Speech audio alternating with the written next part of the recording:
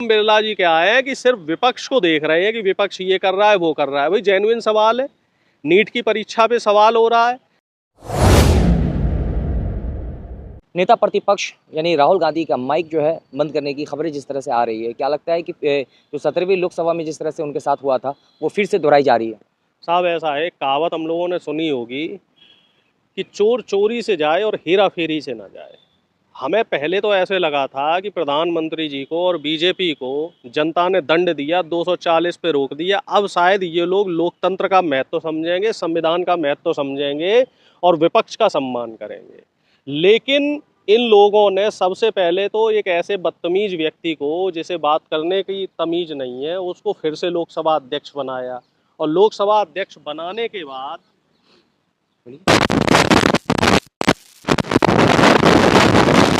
सदाचार के कि साहब आप जय संविधान ना बोलो, जय हिंदू राष्ट्र बोलने में उसे दिक्कत नहीं है, जय फलस्तीन कोई बोल रहा है तो उसमें दिक्कत नहीं है, लेकिन जय संविधान अगर कोई बोल रहा है तो दिक्कत है।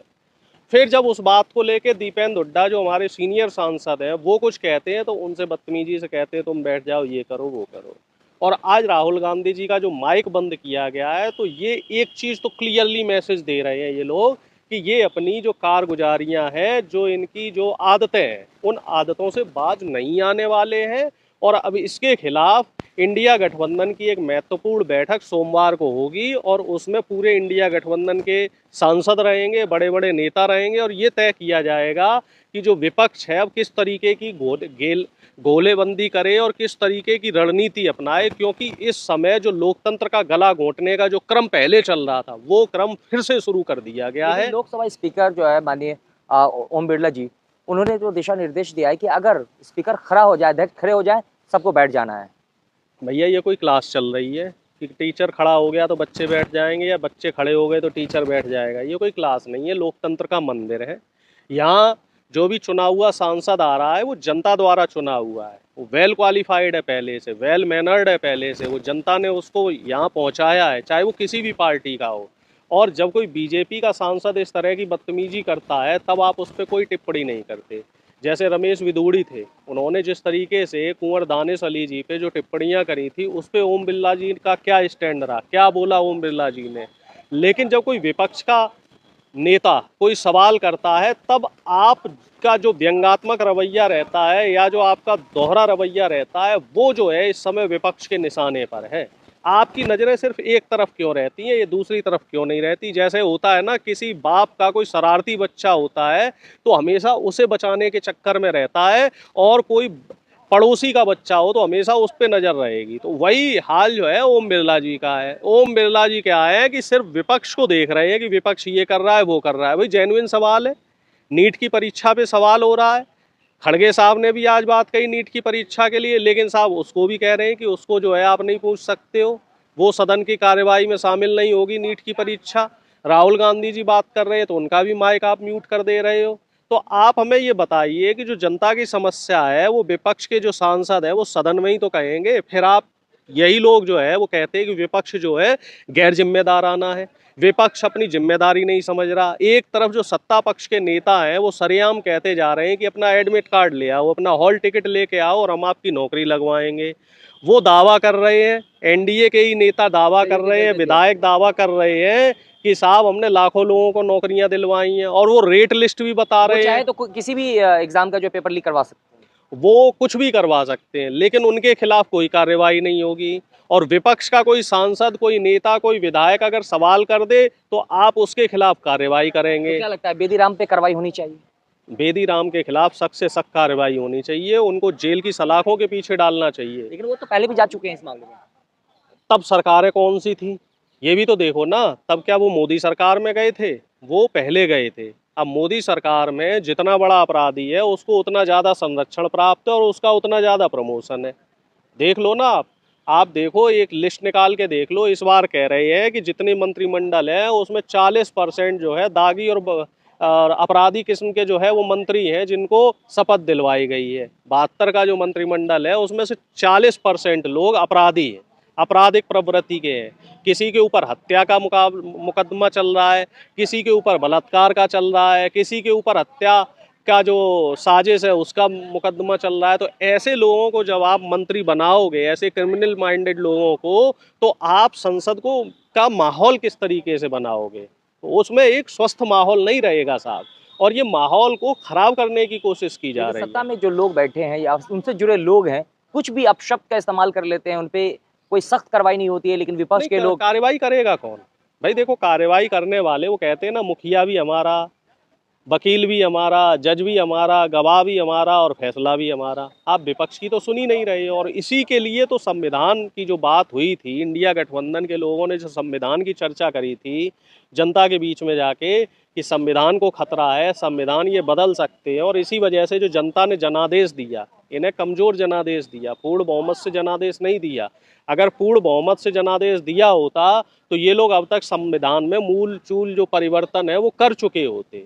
अब ये लोग खिसियाए हुए हैं और सारी खींच विपक्ष पे निकाल रहे हैं, लेकिन इन्हें ये नहीं पता कि जनता जो है वो सर्वोपरि होती है। जनता इन चीज़ों को देख रही है। विपक्ष मजबूत है, विपक्ष के पास 240 सांसद ऐसे हैं जो कहीं भी खड़े हो जाएंगे, और पहले हमारे पास वो संख्या 150 थी, अब लगभग 100 नंबर हमारा बढ़ गया है। भाई बीजेपी के पास कितने हैं? 290, हमारे पास 240 है। संख्या बल में कोई ज़्यादा फर्क नहीं है।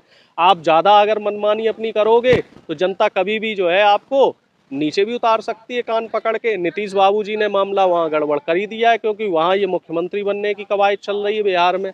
तो सुनने में ये आ रहा है कि नीतीश बाबू जो है फिर से पलटी मार सकते हैं। उधर चंद्रबाबू नायडू जी पहले से नाराज चल रहे हैं, तो पासा कभी भी पलट सकता है। ये तो आप जनता को गुमराह कर रहे हैं। हम नहीं गुमराह कर रहे हैं। वो लोग तो खुशी-खुशी जो है एनडीए को सपोर्ट कर रहे हैं। गुमराह करने का काम तो बीजेपी करती है। हमें अगर गुमराह करना होता जनता को, तो हम तो पता नहीं क्या क्या कह देते। हम तो हमने जो भी मुद्दे उठाए चुनाव के दौरान, वो सारे के सारे मुद्दे जेन्युइन थे। कोई भी मुद्दा हमारा ऐसा नहीं था। हमने शिक्षा की बात की, हमने बेरोजगारी की बात की, हमने भ्रष्टाचार की बात करी, हमने किसानों की समस्या की बात करी, हमने कहीं भी हिंदू मुस्लिम की बात नहीं करी, कहीं भी राजनीतिक तुष्टीकरण की बात नहीं करी। तुष्टीकरण की बात जो है वो सिर्फ और सिर्फ बीजेपी करती रही, और अभी भी कर रही है। अभी आप देखो, चुनाव के बाद उत्तराखंड में तुष्टीकरण की कवायद शुरू हो गई है, और भी तमाम जो राज्य हैं वहाँ भी इस तरह का माहौल क्रिएट करने की कोशिश की जा रही है। जो बुलडोजर मॉडल है, अगर देखा जाए, खास तौर से उत्तर प्रदेश की बात करें, तो वो बुलडोजर जो है बाबा जी का, वो जाति और धर्म देख के चलता है। अब बताओ, बेदी राम के घर पे बुलडोजर चलाइए, इनको सलाखों के पीछे भेजिए, नहीं भेजेंगे, क्योंकि ये इनके सहयोगी दल के नेता हैं।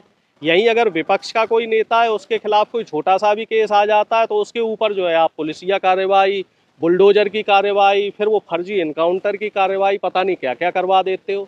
हमें तो ये समझ नहीं आ रहा है कि साहब, जब आपका नेता कोई फंसता है, तो आपका जो नियम कानून और जो आपने व्यवस्थाएं बनाई हैं, वो सब एक तरफ क्यों हो जाती हैं? तब आपको जो है जनता और जनता के हित क्यों नहीं दिखाई देते हैं? तब आप चुप, मौन और बेबस क्यों हो जाते हैं? लेकिन जो है लोक स्पीकर जो है माननीय ओम बिरला जी हैं, उन्होंने भी जो है इमरजेंसी की याद दिलाई। तो क्या लगता है कि अभी जो है नरेंद्र मोदी के नेतृत्व वाली सरकार में अघोषित आपातकालीन है? ये बीजेपी की खासियत है। आप इनसे वर्तमान पे सवाल करोगे तो ये पीछे चले जाएंगे। ये कभी नेहरू जी की खामियां दिखाएंगे, कभी इंदिरा जी की खामियां दिखाएंगे। साहब, आप 10 साल से ऊपर हो गया, आप सत्ता में हैं।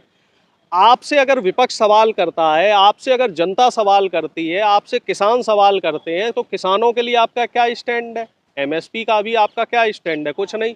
जो किसानों की शहादत हुई है, उनके लिए आपने क्या किया? कुछ नहीं। जो युवा बेरोजगार हैं, आप कह रहे थे साहब अग्निवीर को रिव्यू करेंगे, उस पर अभी कोई चर्चा नहीं हुई। नीट की परीक्षा जो लीक का मामला होते होते 1 महीना हो गया लगभग, लेकिन उस पर अभी तक कोई भी क्लियर स्टैंड नहीं है।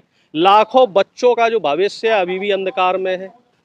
और जो तमाम जो नई वैकेंसी है, चाहे रेलवे की हो, किसी भी विभाग की हो, उस पर आपके पास पैसा नहीं है। वहीं अडानी जी को देने की बात हो जाए तो आपके बैंकों की तिजोरियां वो खुल जाती हैं। तो हमें ये बताया जाए, हम तो आपके चैनल के माध्यम से पूछ रहे हैं सरकार से, कि जब अपने लाभ की बात होती है, अपने फायदे की बात होती है सरकार की, तो सरकार को सारे रास्ते दिख जाते हैं। और जहां जनता की बात हो, जनता के हितों की बात हो, युवाओं की बात हो, बेरोजगारों की बात हो, किसानों की बात हो, महिलाओं की बात हो, तो फिर सरकार के दरवाजे बंद क्यों हो जाते? सरकार जो है मौन बेबस क्यों हो जाती है?